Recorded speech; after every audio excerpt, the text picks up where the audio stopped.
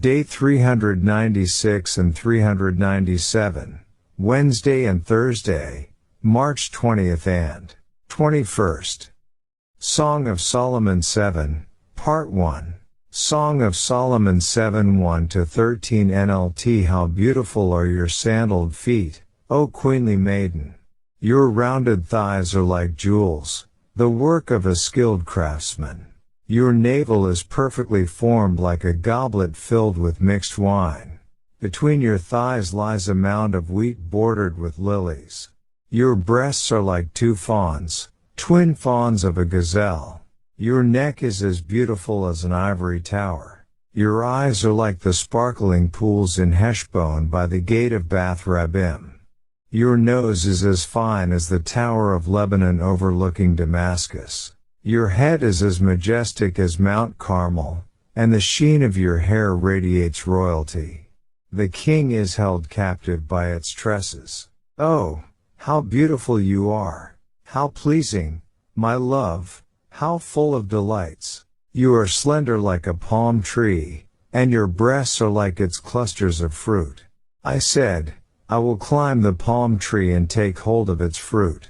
May your breasts be like grape clusters, and the fragrance of your breath like apples. May your kisses be as exciting as the best wine, young woman, yes, wine that goes down smoothly for my lover, flowing gently over lips and teeth. I am my lover's, and he claims me as his own. Come, my love, let us go out to the fields and spend the night among the wildflowers. Let us get up early and go to the vineyards to see if the grapevines have budded, if the blossoms have opened, and if the pomegranates have bloomed. There I will give you my love. There the mandrakes give off their fragrance, and the finest fruits are at our door, new delights as well as old, which I have saved for you, my lover. Daily Deep Dive. The UCG reading program states, 7-1-5. We proceed next to the Wasf, the descriptive praise song cataloging physical virtues, in Song of Solomon 7 1-5, and perhaps verse 6, which extols the woman not from head to toe, as in other cases, but, just the opposite, from toe to head. It has been argued, reasonably so as we have noted, that the praise begins with the feet because she is dancing the dance mentioned in Song of Solomon 6:13, attention thus being drawn to the feet first. That she is dancing and not undressed in bed, as some believe, is likely from the mention of her feet being in sandals. Some even think the curves of the woman's thighs in Song of Solomon 7:1 refers to movement, though this is disputed. The implied visibility of some body parts here, as noted above, has led some to envision her not in thick robes but in the more revealing garb of a belly dancer, form-fitting with diaphanous veils. Some, it should be pointed out, regard navel and the waist in verse 2 as actually denoting a lower area. If so, and if the dance is before a plurality of onlookers, the description would be from the mind and not from what is actually seen at the time. Some, however, take her to be dancing nude, which would only be proper before her husband in private, yet the sandals would seem to argue against that. But who knows? In any case, it seems most likely, as in the NKJV speaker annotations, that the woman's true love, her husband, is singing the words here. Note particularly the description of her breasts as twin gazelle fawns, verse 3, which is repeated from the man's earlier praise in Song of Solomon 4:5, likely given immediately before or during the wedding night, just as Song of Solomon 6:5-7 repeated elements from that same time. See Song of Solomon 4:1-3. In the former repetition, the man was essentially telling the woman that he feels the same about her as he did previously, and the idea would be the same here, thus continuing the theme of reconciliation and reunion. Of course, Shepherd hypothesis advocates usually argue that the beginning of chapter 4 was Solomon's seduction, and some of them see him speaking here at the beginning of chapter 7 too. Yet others, among them, as well as some followers of the two-character progression, take the end of verse 5, "A king is held captive by your tresses," to mean that the king could not here be speaking. Yet this is rather weak reasoning, as he could easily be speaking in third person, whether this is Solomon as seducer, Solomon as lover, or another represented as Solomon, just as the Shulamite is often thought to be speaking in third person at the end of Song of Solomon 6:13. Some, in consideration of the group calling to the Shulamite at the beginning of 6:13, understand the same group to be speaking in Song of Solomon 7:1-5. Some argue for a group of young men in both cases. But the idea that they would be praising the woman's intimate parts as the husband looks on is untenable, being inappropriate and even dangerous, particularly if these are, as some bizarrely imagine, young men catcalling the queen while King Solomon looks on. As with the shepherd hypothesis generally, we should ask why lustful desire would be set to lengthy, beautiful poetry to be sung. Others argue for the daughters of Jerusalem singing admiringly in 7:1-5. Again, however, the intimate references and the repetition already noted in the description of the breasts argue strongly for the husband, and the mention of the king in verse 5 does not at all rule him out. Furthermore, Glickman points out that this wasf is one of tenfold praise, signifying a full enumeration, set in symmetrical parallel within the present unit to the tenfold praise of the woman for her beloved in Song of Solomon 5:10-16. This parallel strengthens the identification of the current praise segment with the man, it being his praise for the woman in turn. The 10 elements in this wasf are 1. Feet, verse 1a, 2. Thighs, verse 1b, 3. Navel, verse 2a, 4. Waist, verse 2b, 5. Breasts, verse 3, 6. Neck, verse 4a, 7. Eyes, verse 4bc, 8. Nose, verse 4de, 9. Head, verse 5a, 10. Hair, verse 5bc. 7:4a, the comparison of the woman's neck to an ivory tower in Song of Solomon 7:4a recalls the man's earlier comparison of her neck to the Tower of David, described as an armory, in Song of Solomon 4:4. The mention of ivory may be intended to convey the sense of gleaming rather than pure whiteness. This nevertheless seems a rather odd way of describing a woman black of skin, as some contend the Shulamite is based on her describing herself as having dark skin in Song of Solomon 1:5-6. Indeed, as she plainly stated there, her darkened skin was a result of working outdoors. It may be that significant time has passed since her initial appearance in the song, so that she is no longer so dark. Compare also the likening of her to the white moon in Song of Solomon 6:10. 7:4 BC, the woman's eyes are described as the pools in Heshbon by the gate in Bath Rabbim, Song of Solomon 7:4 BC, this being a town 20 miles east of the Jordan River in the territory of Reuben, now called Heshbon. Heshbon, once the royal city of King Sihon, Numbers 21:26, was blessed with an abundant supply of spring water.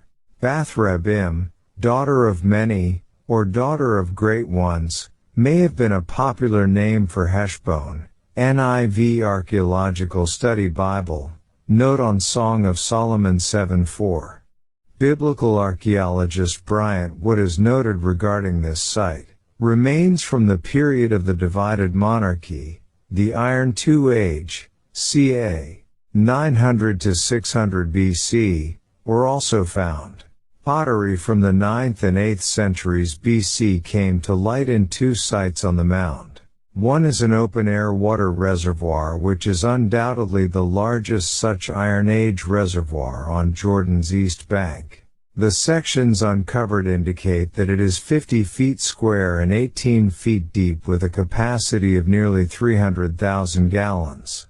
It was probably one of the pools mentioned in Song of Solomon 7:4 inches. The Israelites and the King's Highway, Archaeology and Biblical Research, Spring 1990, p. 41. 7:3de. The comparison of the woman's nose to the Tower of Lebanon which looks toward, faces or overlooks Damascus, Song of Solomon 7:4de, is problematic for a few reasons. First, we don't know what is meant by the object of comparison. Some suggest a fortification in Jerusalem built of Lebanon cedars, as was Solomon's national armory, named the House of the Forest of Lebanon, 1 Kings 7:2, though the dimensions of this particular building do not resemble a tower, yet a tower may have protruded from it. In line with this is the suggestion that the tower was a fortification on the north side of Jerusalem that faced Damascus, as Jerusalem's northern gate was later known as the Damascus Gate. Others suggest an otherwise unknown mountain fortress in the high Lebanon range to the north of Israel. And still others think the Lebanon mountain range itself is in mind, towering above the land around. The second, and larger, problem here is applying the imagery to the woman. How, we may wonder, is her nose to be compared to any of these things? Of all the descriptions in the various wasps in the song, this one probably seems to our modern sensitivities to be the most outlandish. A great tower or mountain protruding from a woman's face hardly seeming something beautiful. Some suppose the fortification imagery to symbolize her face being set against the invasion of her person by unwanted advances, particularly with the Syrians of Damascus having been at times enemies of Israel. Others take the comparison to be with a scene of awe or grandeur, mountains or a grand fortress on a mountainside, though having no relation to shape or actual appearance. Yet just as some specifics of appearance are intended in the other descriptive comparisons, that would also seem to be the case here. Dr. Carr says that the Lebanon Range, solid limestone and 10,000 feet high, hardly seems an apt comparison for a lady's nose. The simile has given commentators no end of trouble.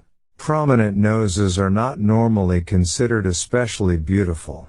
Delitzsch took this to mean symmetrical beauty combined with awe-inspiring dignity, since it formed a straight line from the brow downward, without bending to the right or left. This is hardly convincing. Lebanon, cf. Song of Solomon 3:3, Song of Solomon 4:8, is one of several words derived from the Hebrew root Laban, to be white, cf. Frankincense, Song of Solomon 3:6. It was probably the whiteness of the limestone cliffs that gave the mountain its name. This suggests that the imagery here is associated with the color of her nose rather than its shape or size. Her face is pale, like the ivory tone of her neck, not sunburnt, cf. Song of Solomon 1:6, p. 159. Note on Song of Solomon 7:4.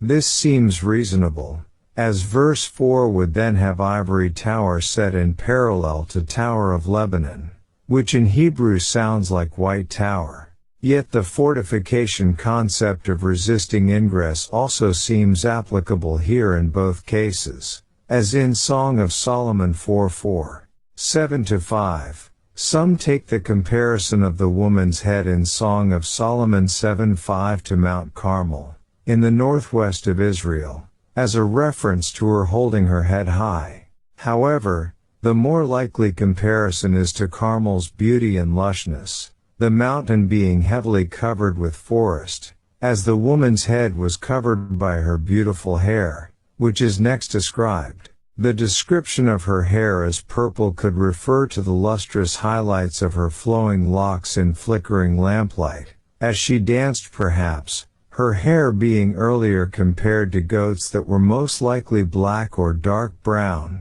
Song of Solomon 4:1, Song of Solomon 6:5, or like purple may point to her hair's richness or regal quality, purple dye being expensive and used by royalty, thus a fitting twine to figuratively bind a king, captivating the man. 7-6-9a, the next sentence in Song of Solomon 7:6, beginning with how beautiful. NIV, may conclude the wasf of the previous verses, forming an inclusio with the how beautiful of the opening in verse 1. Some, however, take it as the opening of a new subsection. It is, in any case, transitional. The next subsection, Song of Solomon 7:6 or Song of Solomon 7:9 or Song of Solomon 7:10, is the last subsection of the present unit. Those who view verses 1-5 as spoken by a group believe the lover, or Solomon as seducer in the mind of shepherd hypothesis advocates, breaks in at verse 6, introduced by the mention of king in verse 5. Yet it seems more likely that no break-in speaker has happened here, that the lover sings Song of Solomon 7:1-5. Song of Solomon 7:6 and Song of Solomon 7:79a. Verses 7-8 speak of shinnying up the woman as a palm tree to take hold of her breasts, as the phrase the KJV and NKJV render go up to is literally go up in or go up into. J.P. Green's literal translation, usually understood as climb, NIV. Clearly the man here is intending sexual intimacy with the woman. Some see this section describing present sexual relations between husband and wife. That seems likely in terms of the formerly parted couple coming back together, now fully, particularly with the remark about sleepers, as we will see. However, some argue that the intimacy is not here actually renewed, merely thought of and not realized until after Song of Solomon 8:4 or after the end of the song. Some, of course, argue that the couple has never been married, that the intimacy of 4:16:5-1 was a wish for the future, not yet a reality, and the intimacy here in Song of Solomon 7:7-10 and in the next sections is viewed that way as well. Then there are the followers of the shepherd hypothesis, who see Solomon here continuing his attempted seduction of the woman. How, though, would an interloping seducer be privy to the experience of kissing her, as implied in what follows? The rejoinder is typically that it is pure fantasy on his part. The end of verse 8 describes the fragrance of the woman's nose as apples or a similar fruit. Nose being the proper translation of the word translated breath in the NKJV, this being the same word translated nose in verse 4. Yet the breath coming from her nose may well be in mind. A similar statement occurs in Egyptian love song number 12. The scent of your nose alone is what revives my heart. Papyrus Harris 500, Group B, translated by Fox, p. 21. Fox comments, a gesture of affection frequent in the ancient East, including the Far East, was the nose kiss, in which the couple would rub faces and smell each other's nose. p. 97, note on Song of Solomon 1:2. Others see the breath of passion here. The wording of Song of Solomon 7:9 makes it clear that a change of speakers takes place in the middle of this verse. After the description of the interior of the woman's mouth as wine, she breaks in and says that the wine goes down smoothly for her beloved. Those who understand a two-character progression here see the man speaking his erotic intentions to the woman and then her joining in, completing his sentence, saying that she is happy to give him the enjoyment he seeks. This ties in well to her statement about the wine flowing smoothly over or through the lips of sleepers. Some amend the text here to read lips and teeth, for example, NIV. But there is no need for that. The word sleepers denotes those who sleep together, married lovers, which strengthens the argument that the couple is married here. Glickman translates the end of the verse to say, as we fall asleep, p. 187. He stresses that this completes the theme of the unit. It began with a woman waking from sleep separated from her beloved when he desired physical relations with her, Song of Solomon 5:2-8, and it now concludes with the two falling asleep together after physical union. Those who adhere to the shepherd hypothesis view this in a completely different way. They see Solomon pressing his seduction through the beginning of verse 9 to the point that the woman can no longer take it. Her breaking into the verse is then seen as her telling the lustful king that the wine of her mouth is not for him but for her true love, who is not actually present. However, the sleeping imagery does not fit so well in this interpretation.